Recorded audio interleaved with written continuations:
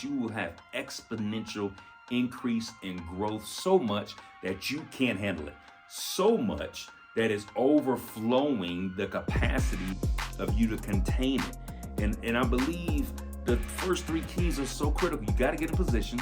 You got to practice what he's telling you to practice.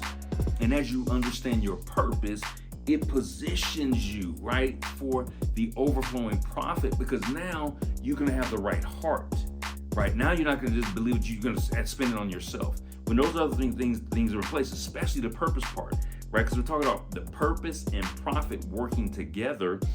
Now, Peter's not thinking that this is all for him. He's not thinking that he's now have just blown up and now he can just ride off into the sunset.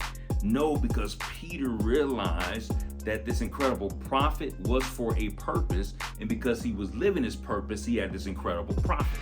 It was working together, purpose and profit. And so much so that it gets us to point number 5, partnership. Peter had so much, they had to call the other boat over there to help them out. Otherwise they would have sunk, right? All those fish that they caught, they would have sunk.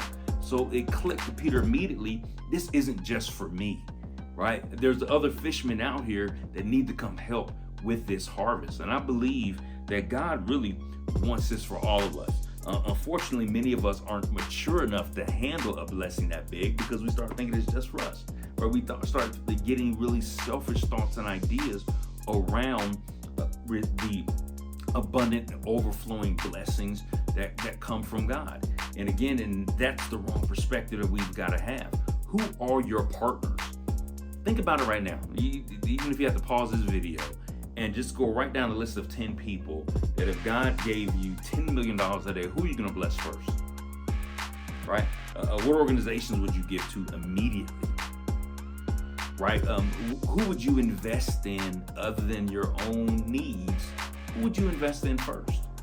I challenge you to make a list of 10 people or organizations that God has laid on your heart, and maybe you've been thinking about it for a long time, or maybe it's a brand new thought that he's going to give you, that if he gave you $10 million today, who are the first 10 people? I didn't say you had to give them $1 million each. I know some of y'all just ran off with that thought. No, I didn't say give them $1 million each.